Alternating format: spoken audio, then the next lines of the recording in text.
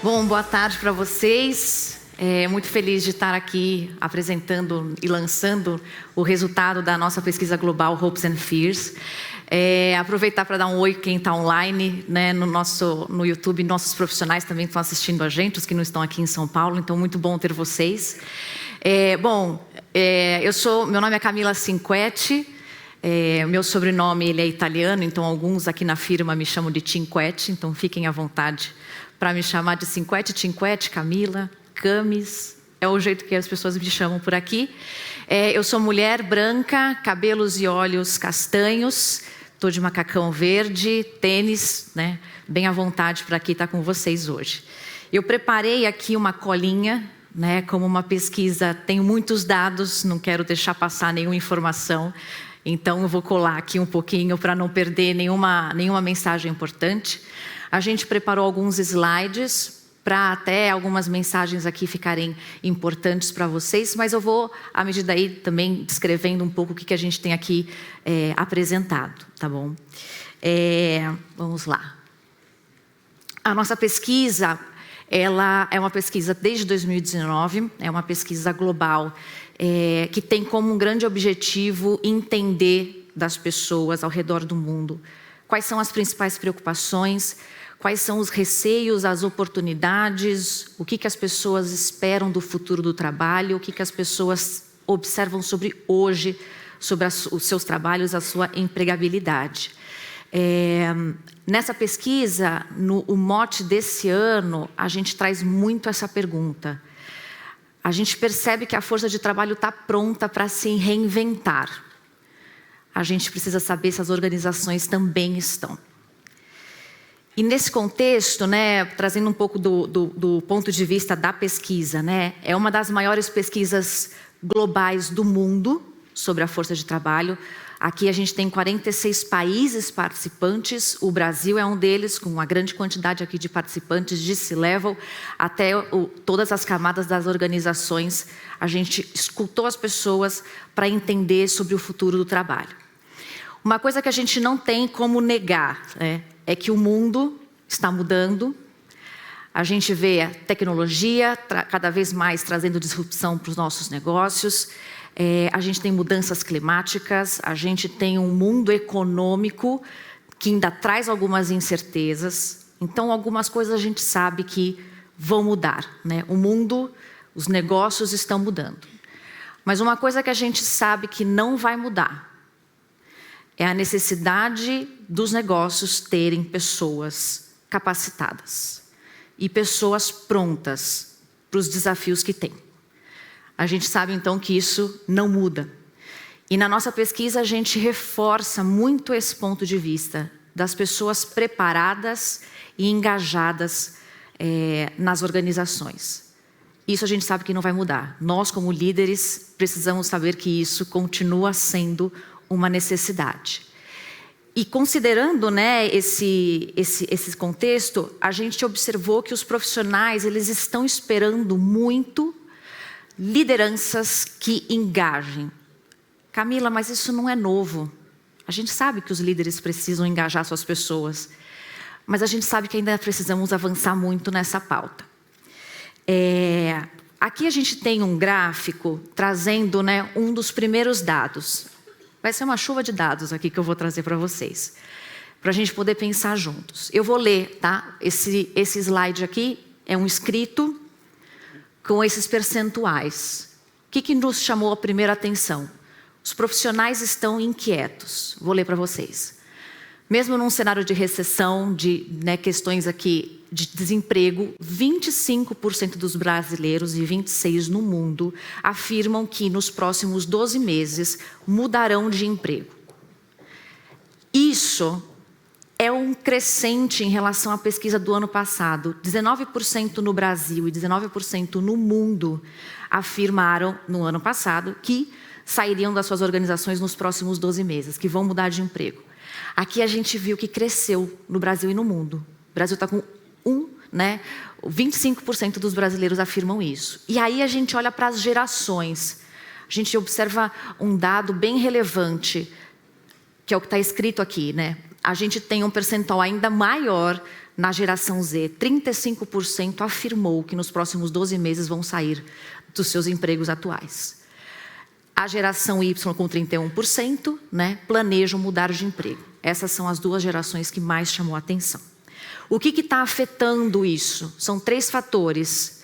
O primeiro, pressão econômica. As pessoas, elas estão estranguladas financeiramente, elas estão com dificuldades financeiras. Esse é um dos motivos que faz com que os profissionais saiam das suas organizações, porque eles precisam ter ali uma remuneração maior. O segundo ponto é que eles não visualizam nas organizações que eles estão hoje oportunidades de crescimento. E o terceiro fator é que ele precisa e deseja um equilíbrio, né, de vida profissional e pessoal. Ele não tem isso, né? Ele vai sair da organização. Esses são os motivadores aqui desse primeiro achado. O que a gente observa aqui? O cenário fica mais complexo quando a gente pergunta para as pessoas se elas têm a visibilidade do que vai mudar nas suas habilidades daqui a 5 anos. E no Brasil e no mundo, e a gente observa um percentual maior no Brasil, daqui a pouco eu vejo aqui, falo para vocês o gráfico, né? De que as pessoas elas não têm consciência de quais serão as novas habilidades, né? Ela não entende que daqui a 5 anos novas habilidades vão ser necessárias para o exercício da sua função. A gente está falando no mundo digital, a gente está falando em questões tecnológicas que estão invadindo o nosso dia a dia, estão invadindo as nossas organizações, e a gente sabe que isso vai mudar a forma como a gente faz as coisas. E aqui a gente observa que a população, né, os participantes do Brasil e no mundo, não estão entendendo, né, que as habilidades para exercício das suas funções no futuro vão mudar.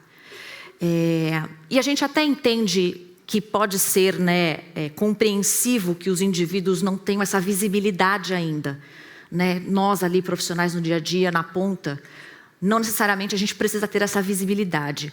O que a gente precisa é uma clareza da liderança em expor o que é necessário, mostrar uma clareza maior de quais serão as habilidades necessárias no futuro. A gente entende, não é um problema que as pessoas não tenham essa compreensão, mas a gente precisa ser mais claro em relação a isso, né?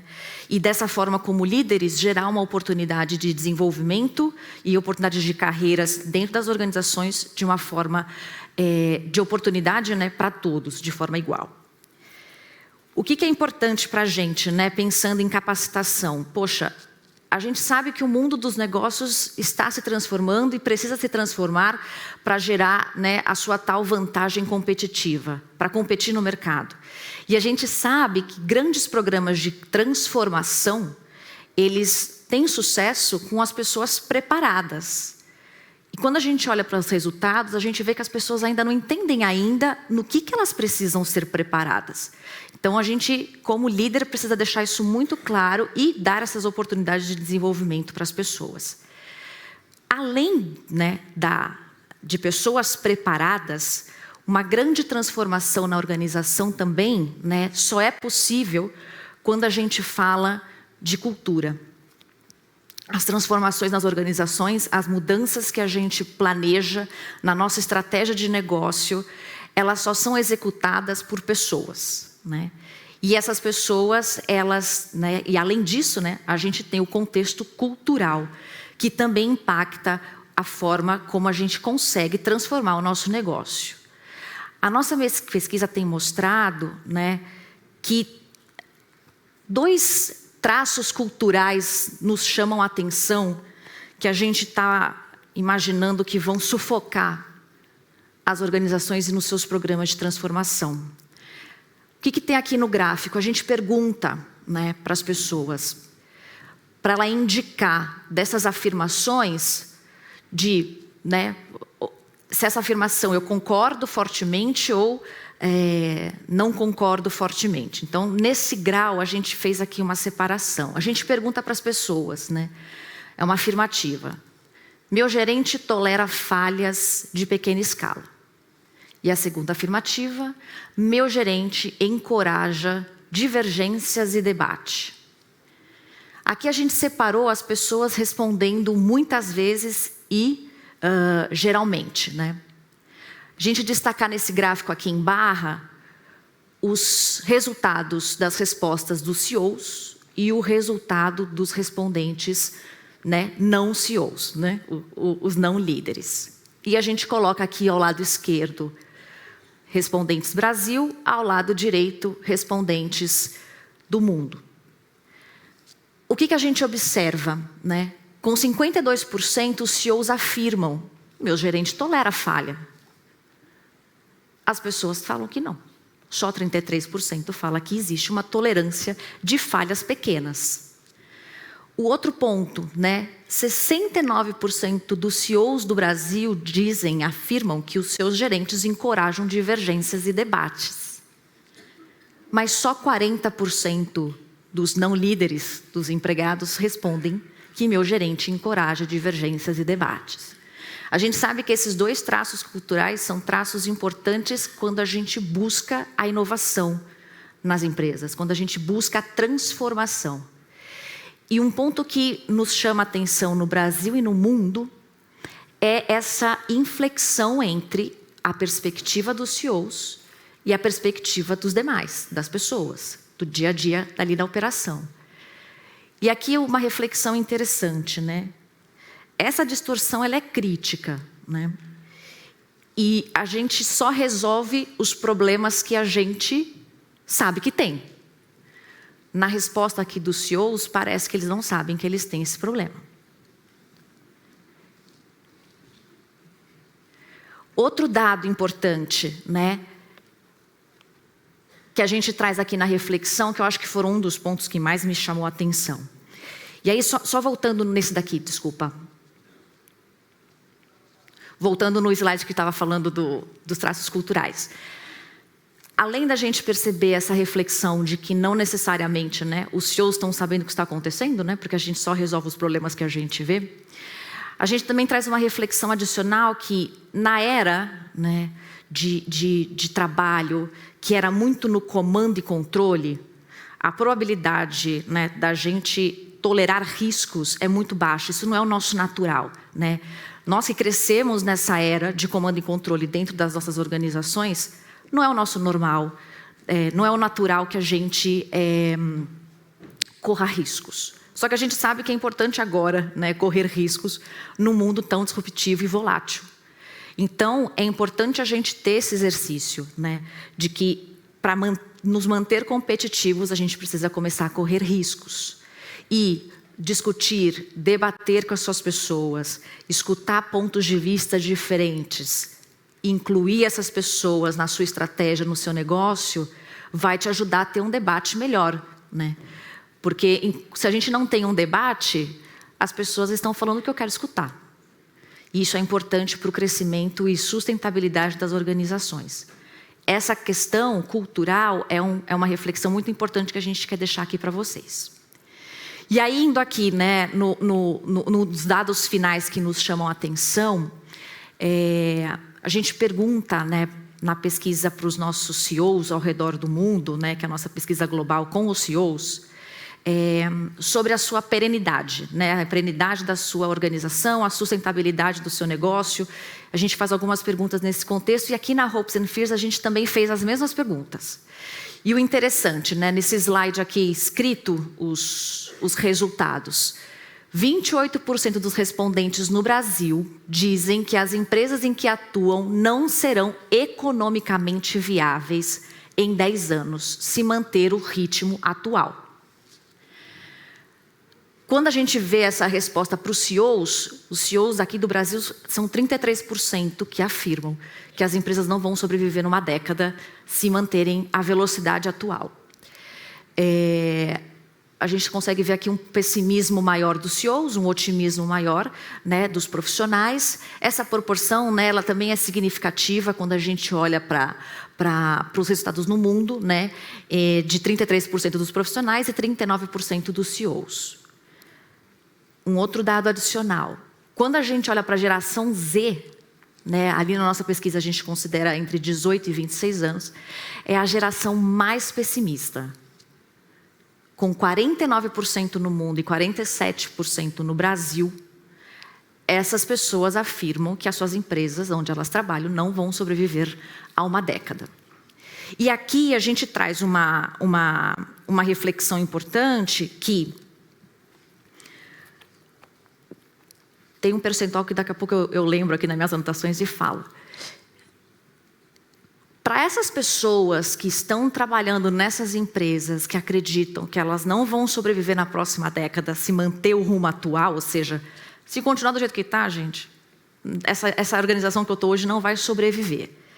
Nesse contexto, a gente tem uma reflexão direta com engajamento, porque as pessoas que respondem aqui são as mesmas pessoas que estão respondendo lá, se a gente pergunta, né, se essa pessoa vai mudar de emprego nos próximos 12 meses. É praticamente as mesmas pessoas, a probabilidade aqui é muito grande. Então, a confiança da minha organização em ser perene, ela faz com que os meus profissionais se mantenham engajados em ficar nelas, né?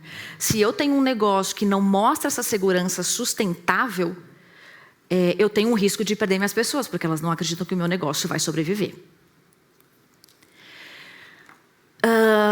Penúltimo dado que nos chamou a atenção, nunca antes visto na nossa pesquisa, a questão de dificuldades financeiras, né, não chamou tanto atenção como nesse último ano. Então, 21% dos profissionais no Brasil, 17% no mundo, estão com dificuldade para pagar suas contas todos os meses. 39% no Brasil, 42% global, dizem que depois de arcar com as despesas sobra pouco ou nada. E isso aumentou em relação ao ano passado. O percentual era 37% e a gente subiu para 39%, e globalmente era 37% e subimos para 42%. 27% dos brasileiros, mais do que o global, que foi 21%, tem um emprego extra. E justamente o objetivo, né, é para pagar as contas.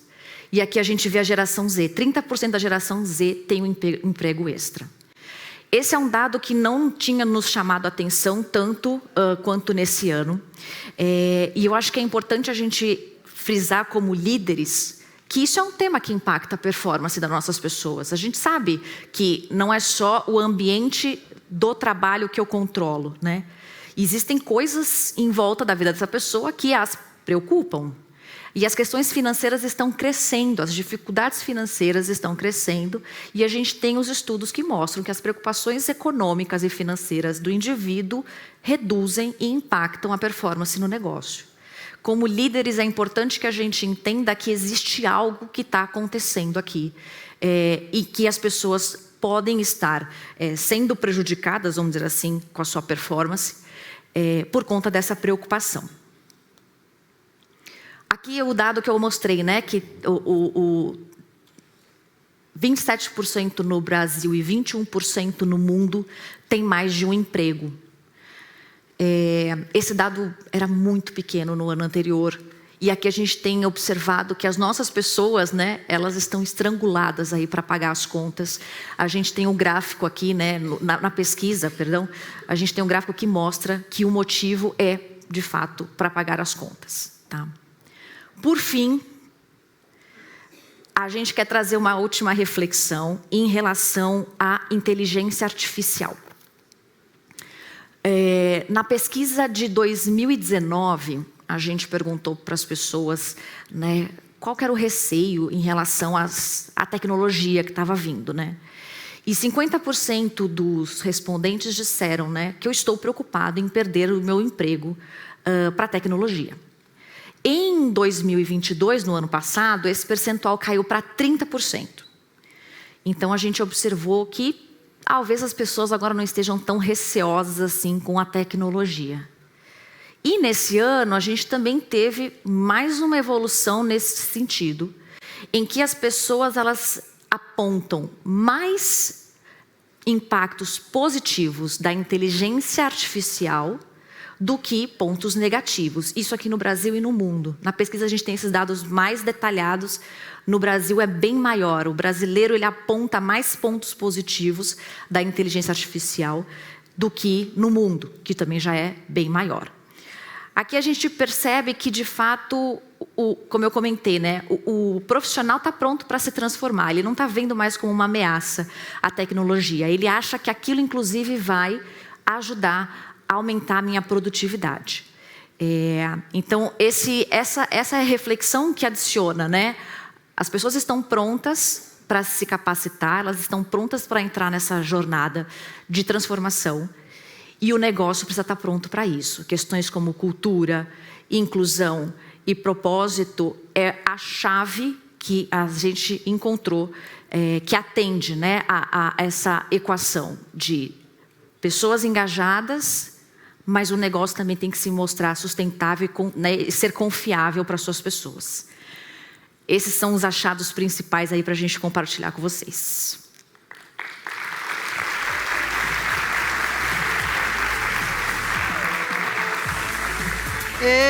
Camila, maravilhosa. Muitíssimo obrigada, parabéns por poder mostrar aí todas essas informações. Você fica com a gente, tá? Por favor.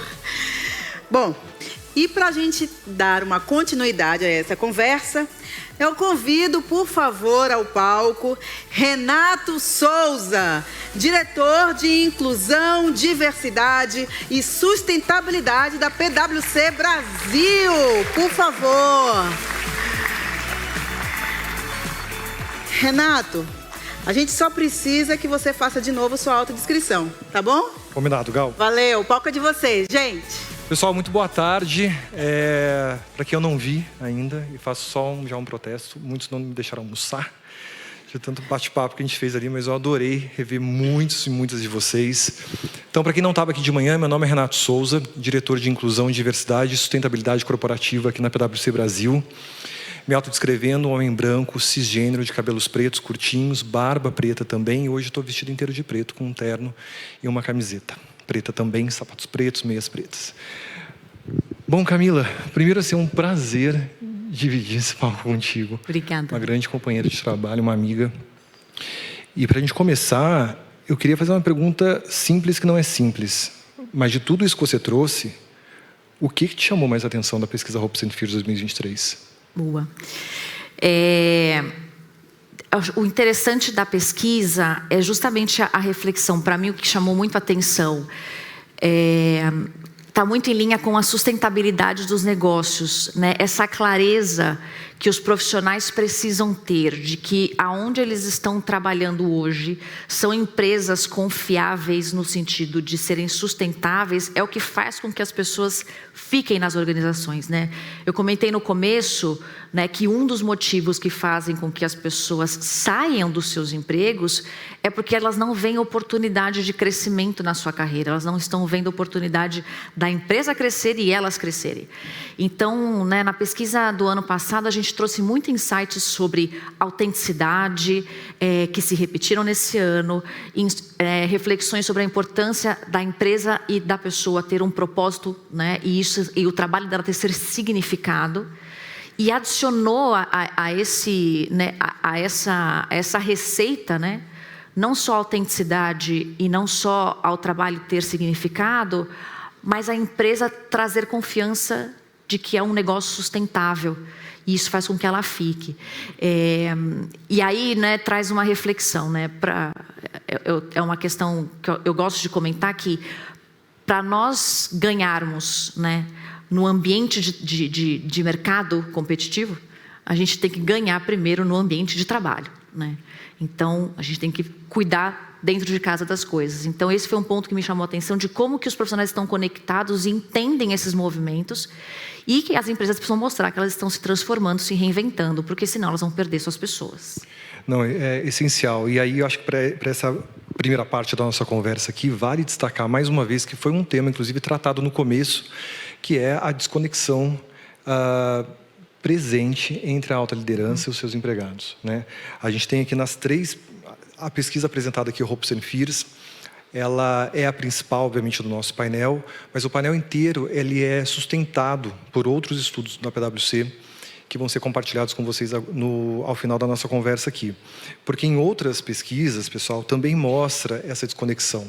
A liderança acreditando que está muito mais aberta para tolerar falhas, pequenos erros, e os funcionários não acreditando nisso ou não sentindo isso no seu dia a dia, né? Do ponto de vista de inclusão e diversidade, grande parte da liderança, isso na última pesquisa global de diversidade e inclusão da PwC, mostrando que o C-Level acredita que está ali fazendo os esforços devidos para essa agenda. Quando essa pergunta é comparada para as pessoas que trabalham ali no dia a dia, não consegue perceber esse mesmo valor, né? Em relação às competências, mais uma vez, os CEOs acreditando que as principais competências dos seus profissionais tendem a mudar no decorrer do tempo. E os profissionais não vendo isso acontecer no seu dia a dia, não tendo essa clareza, essa percepção de que precisa mudar. Como que você avalia isso e como que a gente poderia criar mais assertividade dos investimentos que são feitos, não só relacionados à inclusão e diversidade, mas para pessoas em geral, para que esse match seja dado de maneira mais objetiva e direta? Do meu ponto de vista, né, dessas inflexões, né, entre CEOs e, né, líderes e não líderes, vamos dizer assim, tem uma camada importante de comunicar às pessoas e dar a visibilidade das pessoas do que tem daqui para frente. Então, o quão importante é que fatos e dados venham para ajudar essa conexão, e como que é importante, é interessante porque isso me lembra um pouco do primeiro painel que a gente teve aqui, falando um pouco sobre, parece que essa camada da gestão, da meia gestão, está um pouco confortável. Eu tenho um CEO, né, uma liderança que em alguns momentos, em alguns lugares são vocais. Eu tenho uma equipe operacional que quer entregar, que quer fazer, que está engajada, que não está achando que a inteligência artificial é um problema, acha inclusive que é a solução, está topando se desenvolver e trabalhar. Mas eu tenho uma barreira aqui, no qual essas duas partes não estão se comunicando, não estão se unindo. Eu ter, né, uma estratégia clara, eu comunicar para as minhas pessoas, elas saberem, né, para onde a gente vai chegar, aonde que elas entram. E eu tenho um ponto que eu gosto muito de trazer, né? A transformação dos negócios, por mais bela que esteja desenhada a minha estratégia, vai depender das pessoas executando essa estratégia. E elas têm que saber aonde elas têm que executar, o que elas têm que executar, aonde elas têm que se preparar. Se essa comunicação já não está clara, eu já vou ter um ponto. E uma forma da gente poder trazer as pessoas para dentro dessa discussão e aproximar essa distância é o que eu falo, que a gente tem que desenhar a nossa estratégia com as pessoas e não para as pessoas. Então imagina que eu vou desenhar, né, você precisa tomar uma água, você espera o quê? Um copo com água, né? Só que eu acho que você precisa de um pires, né? Então eu não perguntei o que ele acha. Estou falando o que eu acho que ele precisa é um pires. Só que se eu trago ele para desenhar a entrega, ele vai falar, mas eu estou com sede. Então eu entrego algo que foi feito com ele, não para ele, né? Quando eu faço esse movimento de trazer as pessoas e escutá-las, que é o que a gente fala, né? Os líderes, as pessoas estão falando, os meus líderes não estão me escutando. E eu tenho muita coisa para falar. E quando a gente trabalha com isso, eu tenho um provável crescimento de engajamento, porque eu estou participando, eu me responsabilizo com a entrega e eu estou lá para fazer a coisa acontecer, porque eu quero fazer. Mas esse descompasso entre comunicação e ação perde a velocidade do que a gente quer que aconteça para essa inflexão, né, reduzir. Essa reflexão que você traz, ela é extremamente relevante, ainda mais se a gente começa a colocar as pitadas de diversidade no meio do debate, porque o pessoal pergunta às vezes, né? Poxa, mas fazer diversidade tem que fazer mais, tem que se preocupar mais. E, na verdade, você não tem que fazer mais, você tem que fazer diferente do que você estava fazendo, trazendo outros olhares. Então, quando a gente olha do ponto de vista da experiência das pessoas dentro das organizações, você tem que ter, óbvio, uma estratégia flat ali para você atacar na grande escala. Uhum. Mas o convite aqui da pesquisa é como que você consegue aportar dentro desses números que são macro, individualidades. Então, qual que é a experiência ali da mulher negra dentro dessa organização, qual a experiência da pessoa LGBTI+, da pessoa com deficiência ou qualquer outro marcador que tiver. Esse é o convite, de você sim ter seus dados relacionados às pessoas, mas entender que eles se comportam completamente diferente conforme você vai olhando para determinados públicos, né? E falando de determinados públicos, você trouxe aqui a questão, mais uma vez, que já é o segundo ano que aparece, da autenticidade, a necessidade da autenticidade no ambiente de trabalho. Acho que cada um e cada uma que está aqui sabe o quanto isso é importante, da gente sair de casa e, de fato, chegar 100% dentro da organização, não deixar nenhum pedaço da gente para trás. Isso não é simples, a gente sabe que isso ainda não é uma realidade, em especial para determinados públicos. Como que você vê, mais uma vez, a autenticidade gritando na Hope & Fields?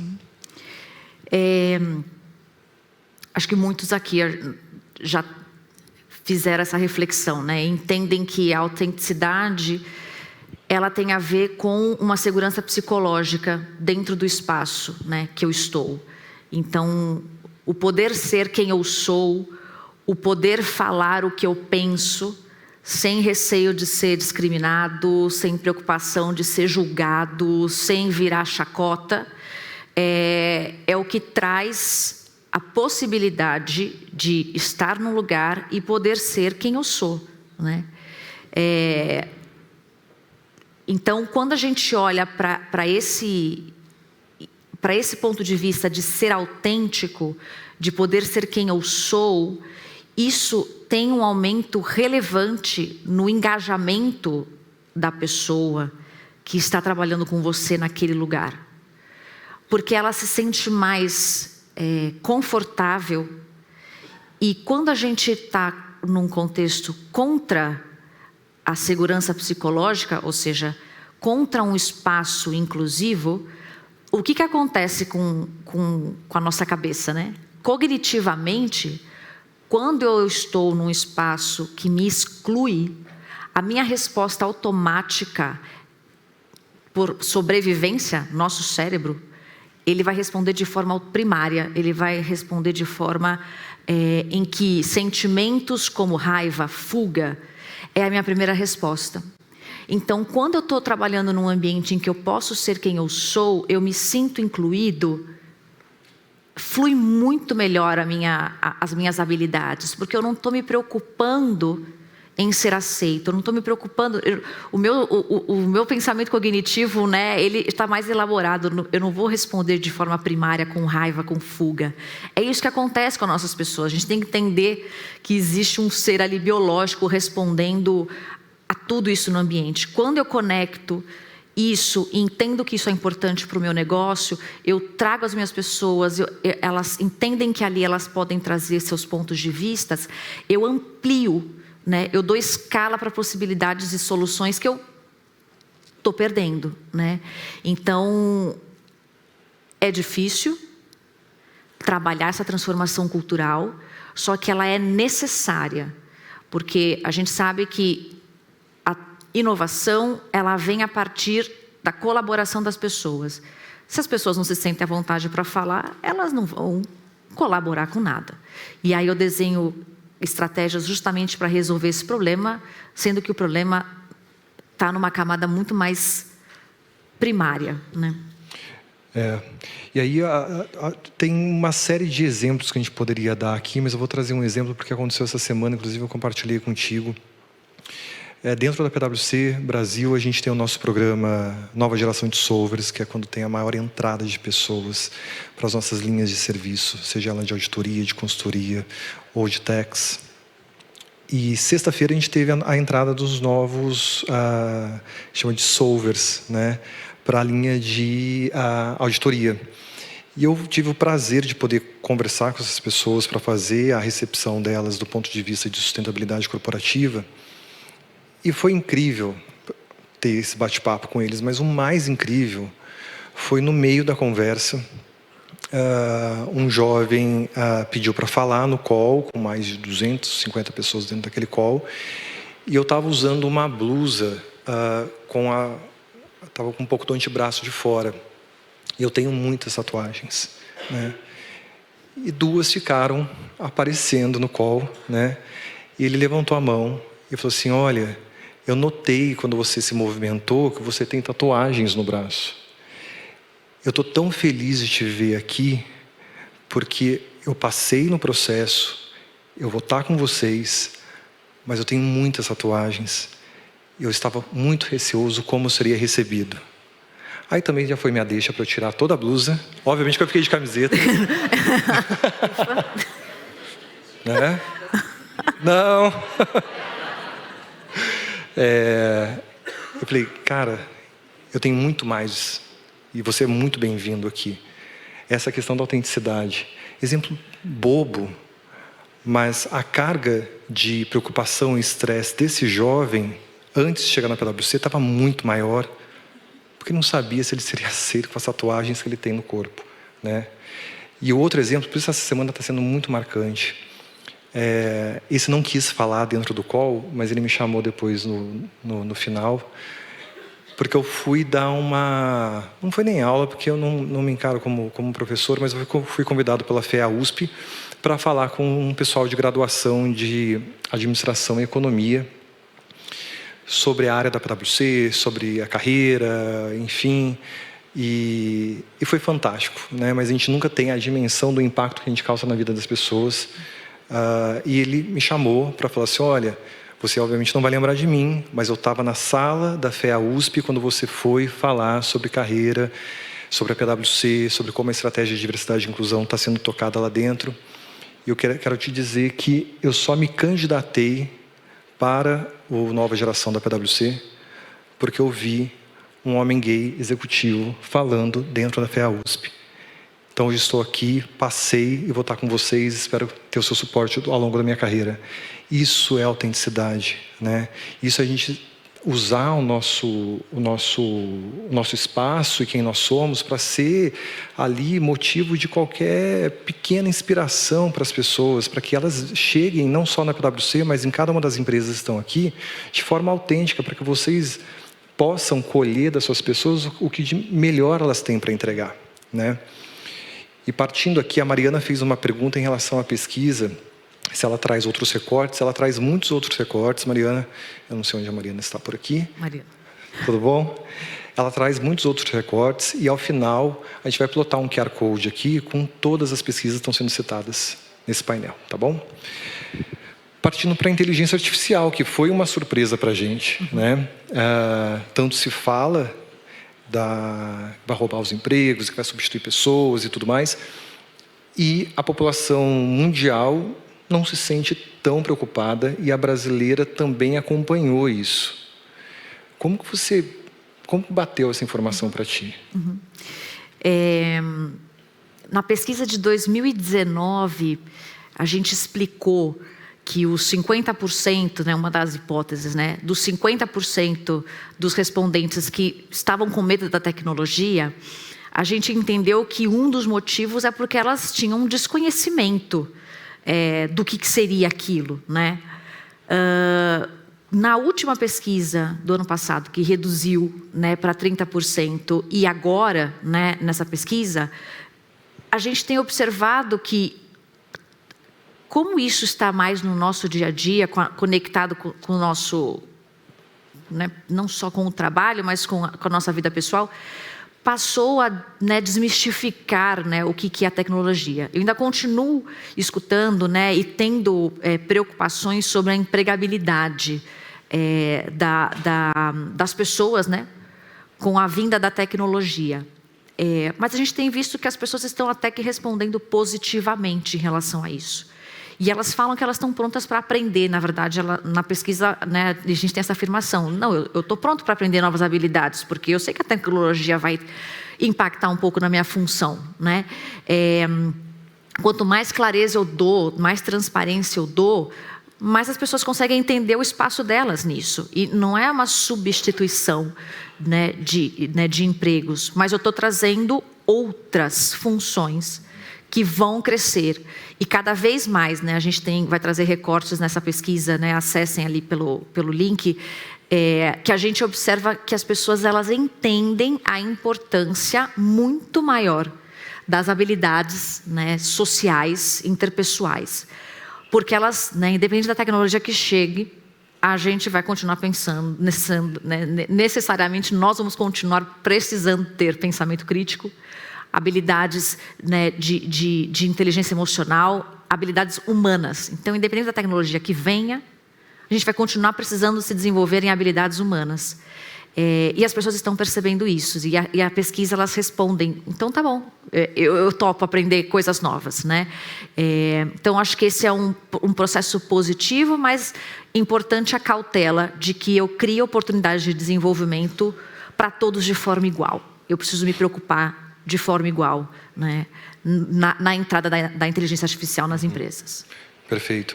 E acho que o convite também que a gente faz aqui no painel, para a gente colocar a Hopes and Fears como um fio condutor para gerar novas e inúmeras interpretações, né? Ela é uma pesquisa global que vem com recorte do Brasil, mas quando a gente olha com uma lupa, e considerando o contexto de país em que a gente está inserido, que a gente tem ali ainda uma média de aproximadamente quase 7% de pessoas analfabetas, mais de 36 milhões de pessoas que ainda não acessam a internet.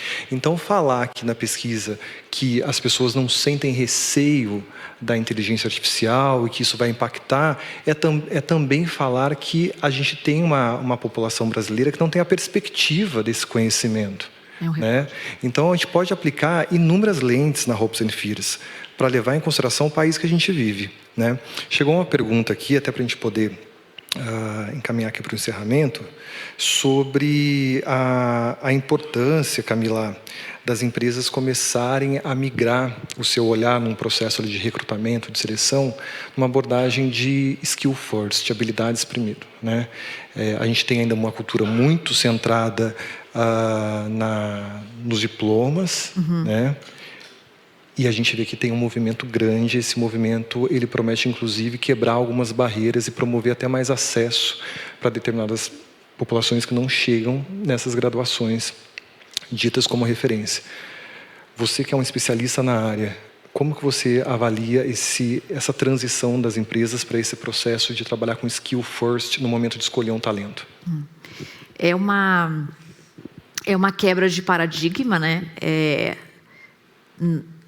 Eu acho que ela é 100% necessária, mas ela é desafiadora porque a gente ainda precisa, né, dos carimbos para legitimar as entradas dentro das organizações. E quando a gente observa o desafio de encontrar os profissionais adequados para aquela função tão específica que eu desenhei, né, a proposição de um olhar de competências vem primeiro é justamente para fazer o encaixe de que eu tenho um profissional com um potencial e que a habilidade técnica, sejamos sinceros aqui, você ali 1 ano, 2, 3, dependendo do contexto, você chega do outro lado, né? Você conquista aquela competência técnica, você estuda, você se desenvolve. Agora, as habilidades humanas desenvolvidas, uma maturidade emocional, psicológica, profissionais que estão atuando nesse contexto mais colaborativo, comunicativo, empático, coletivo, enfim. Isso eu não capacito em 1 hora de treinamento numa sala. Então, quando eu olho para o profissional como um indivíduo que traz essa potência com as suas habilidades, eu abro muito mais as oportunidades, porque eu não estou delimitada àquela formação, naquela faculdade, naquela idade, né, que eu preciso. Então, isso amplia e isso quebra muitos paradigmas, né, de algumas comprovações que fazem com que eu ache o candidato perfeito. É isso aí, perfeito. Bom, pessoal, essa é a Hopes and Fears. Como eu disse para vocês, tem uma série de recortes que a gente pode fazer nela, muitas interpretações. Então, como eu estava combinando com a Camila aqui o painel, quando a gente estava descrevendo, né, como é que seria, qual seria o nosso speech, daria para ser 3 painéis diferentes aqui, a depender do tom que a gente daria para a pesquisa, né? Essa questão do analfabetismo, por exemplo, a gente tem hoje 7% na população brasileira, mas quando a gente avalia a população negra, por exemplo, isso é 30%. Então, usem a Hopes and Fears para trazer diferentes interpretações para vocês dentro das organizações e para a vida pessoal de vocês também. Camila, muito obrigado por trazer esse conteúdo para a gente. Pessoal, obrigado. Maria Gal, é contigo.